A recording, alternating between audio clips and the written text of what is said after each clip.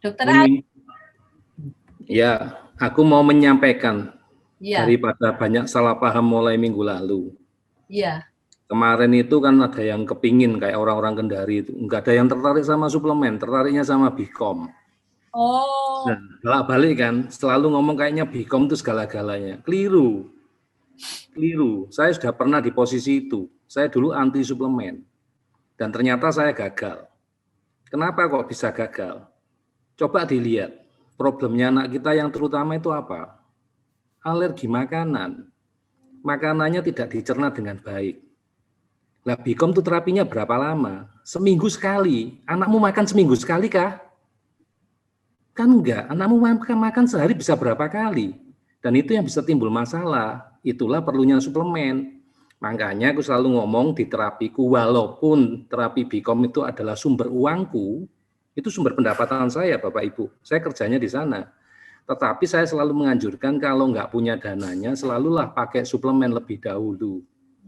Begitu loh. Jadi jangan sampai salah paham terus tiba-tiba dengan di Bikom semua beres sampai akhirnya ada yang mengorbankan nggak pakai suplemen. Saya lebih suka malah lebih baik Bikomnya nggak usah.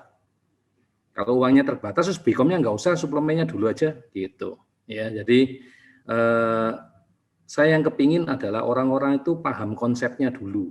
Ya, jangan apa ya, kalau di kita itu kita lebih banyak itu mari belajar sama-sama, kita tahu kerjanya masing-masing suplemen di mana.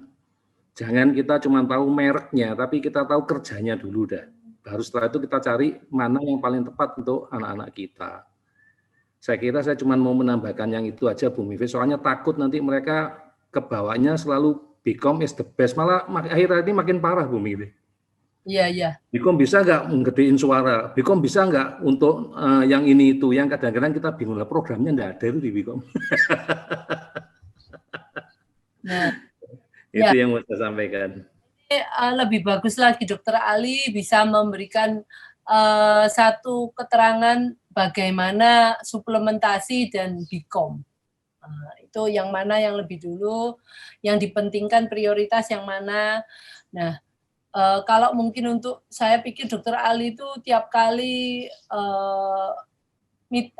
seminar itu selalu ngomong banyak hal mengenai apa sih fungsi tiap-tiap suplemen ya, yang dimana orang tua itu harus tahu benar itu.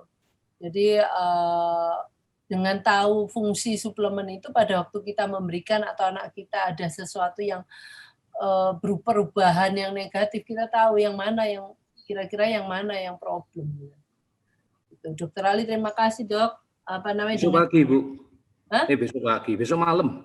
Besok malam. Saya akan bahas ya, saya akan bahas masalah suplemen terutama karena kan kita udah ganti ke enzim yang lebih sakti, lebih kecil, lebih murah.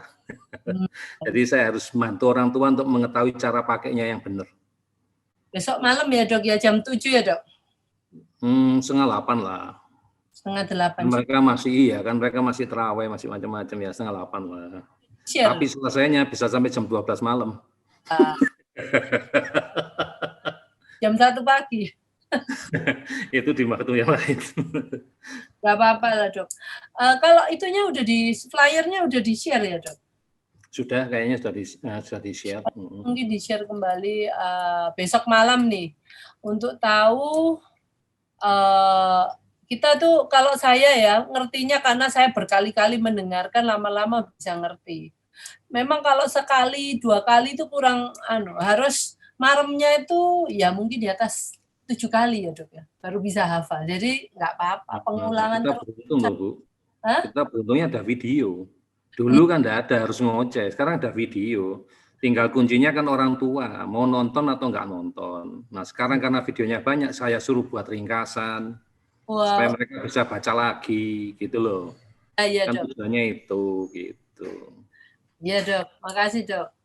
Kayaknya ada orang tua ini, pemung Dokter Ali di sini, ada yang mau ditanyakan. Meli, ada yang ditanya. Kenapa? Saya mau pergi kok. Loh, dokter. Ya kan saya mau pergi, gitu. Mau pergi keluar kota. Nah, makanya saya mulainya agak malam besok. Gitu. Oke, ya dok. Terima kasih Bu Mingve. Sekalian saya pamit kepada ibu-ibu karena saya sebentar lagi harus berangkat keluar kota. Oke, ya dok. Selamat sore. Selamat sore, Dok. Untuk Melia ada juga pertanyaan yang lain nggak? Iya Bu, ini ada. Tapi enggak untuk Dokter Ali. Menyambung yang tadi Bu, yang sekolah-sekolah. Ini untuk anak yang belum verbal, sebaiknya sekolah di apa ya Bu? Saya coba sekolah yang katanya khusus anak ABK, tapi nggak ada perubahan sama sekali. Sebaiknya sekolah khusus ABK atau yang lebih ke alam Bu? Makasih. Kalau ke alam itu memang enak, nggak terlalu banyak anak, kan nggak harus banyak duduk terus di kelas gitu ya. Anak-anak ini kan memang sulit untuk duduk, mungkin satu sesi itu kan 45 menit ya, paling ya. Itu sangat sulit. Jadi kalau apalagi setelah sesi 1 disambung sesi 2, tambah ini sulit ya. Nggak ada, kadang nggak tiap sesi ada istirahat. Jadi sekolah alam memang bisa jadi pilihan yang bagus ya. Kalau saya mau ada perubahan, itu gini Bu. Maka dari itu targetnya apa? Kalau di sekolah tanpa ada shadow, itu shadow tahu pengiringnya itu tambah nggak ini ya, nggak jelas lagi. Kalau memang gini, kalau kita sekolah, anak saya mau sekolah, anak saya karena ada shadow, saya ada program untuk seminggu ini saya mau anak saya mengenal 2 teman. Nah, gimana caranya? Ya difoto aja temannya, difoto di handphone. Ya. Setelah itu kalau di rumah kita ingatkan, ini siapa? Oh, ini mungkin namanya Budi, yang satunya Lia. Nah, dia mengenal 2 teman di rumah kita terapi supaya dia mengenal 2 teman. Apalagi kalau kita sudah nyampe di sekolah, kita ngomong, ayo sekarang kita cari Budi. Nah, itu kan kita punya program yang jelas gitu. Jadi si shadow-nya juga tahu program saya minggu ini anak ini harus mengenal Budi dan Lia. Kalau sudah ketemu Budi, oke, bilang apa? Selamat pagi Budi atau halo Budi. Ya, kalau anaknya bisa ngomong. Kalau enggak, ya mungkin bahasa tubuh. Tos, kita aja ngomong tos, halo Budi gitu ya. Oh, dia akhirnya tahu. Jadi program kita seminggu ini dia harus tahu 2 orang. Kalau 2 orang, 2 anak temannya itu masih sulit, ya 1 aja. Minggu depannya tak mungkin dia harus tahu ibu gurunya, ibu yang mengajar itu ibu siapa. Terus mungkin setelah itu dia mengetahui, oke, kalau kita ada pelajaran mewarna, oke, mewarna itu apa, yang gimana. Itu banyak dan itu harus diberikan program yang jelas. Kalau enggak, shadow-nya mungkin juga nggak akan dipikir dia cuma menjaga anak ini supaya nggak berbuat onar gitu aja. Gitu. Ya, oke Melia. Ya Bu, sudah Bu, pertanyaannya sudah nggak ada lagi. Kita sekarang jam 4 kurang 1/4. Kita sudahi pertemuan kita kali ini.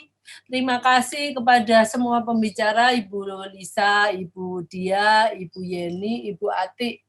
Kita semua sharing masalah kita dan saya pastinya orang-orang tua lain juga mendapatkan benefit daripada sharing ini karena dia jadi tahu, oh kalau awal-awal itu anak-anak seperti ini, mungkin anaknya ada yang baru aja yang terdeteksi bahwa anaknya spesial. Jadi dia bisa tahu, oh bisa yang seperti itu ya, anak yang hiperaktif seperti ini itu bisa mengarah ke anak-anak ini butuh diintervensi. Kadang-kadang anak hiperaktif, kebanyakan banyak orang tua yang mau nggak apa-apa cuma hiperaktif aja. Ya kalau hiperaktifnya kebanyakan, nah itu juga jadi satu masalah. Sebenarnya kita sendiri ini juga punya satu kekurangan ya. Tetapi kalau kekurangan itu tidak menjadikan suatu masalah, ya udahlah kita nggak perlu terapi. Mamanya kita ada banyak orang yang nggak suka di ruangan sempit, nggak suka di tempat yang gelap. Nah, tapi anak-anak ini kan karena kekurangan mereka itu banyak dan mempengaruhi proses belajar dari dia terhadap lingkungan atau proses belajar dia di sekolah. Jadinya kita harus bantu mereka. Nah itu jadi dengan saya kalau orang tua di sini kan bermacam-macam. Jadi mungkin bisa dilihat dari awalnya mengetahui anak kita itu berkebutuhan khusus itu bagaimana. Setelah itu daripada muter-muter, ada muter-muter seperti itu, sekarang sudah ada sharingnya ibu-ibu, dia juga nggak akan muter-muter seperti itu ya. Jadi lebih membuat mereka tahu tujuannya saya harus bagaimana gitu. Itu yang saya pikir, saya dulu nggak punya teman, nggak punya informasi apapun. Jadi saya berharap untuk orang tua lain ini bisa jadi masukan. Dan juga sekarang umpamanya ada yang masih kurang jelas lagi, para speaker oke untuk membagikan nomor kontaknya mereka. Jadi bisa menghubungi mereka, bisa ditanya-tanya bagaimana. Nah, itu akan lebih mempercepat supaya kita nggak kesasar-kesasar gitu ya. Nggak nyasar. Oke, mungkin sampai segini aja. Saya sudah terlambat 45 menit, 50 menit dari yang semestinya. Terima kasih untuk waktunya, untuk ibu-ibu yang sharing. Terima kasih juga untuk ibu-ibu yang sudah di sini mulai kita jam 1. Sekarang mungkin waktunya untuk menyediakan berbuka puasa. Saya dan juga ini waktu berakhir pekan ya. Waktunya kita bisa rileks, jangan terlalu serius terus. Waktunya kita juga harus punya kayak orang baterai, harus juga dicas. Jadi kita punya anak ini, saya dulu juga serius sekali. Saya pikir kalau saya seperti itu terus baterai saya habis. Ada waktu-waktunya kita ngecas baterai. Kita nggak harus terus memikirkan ini gimana. Slow down. Kalau mamanya kita lagi bisa menikmati suasana, nikmatilah. Oke, terima kasih. Selamat berakhir pekan, selamat berbuka puasa. Mungkin nanti jam 6. Terima kasih semuanya. Sampai jumpa di saat yang akan datang. Oke, terima kasih. Bye.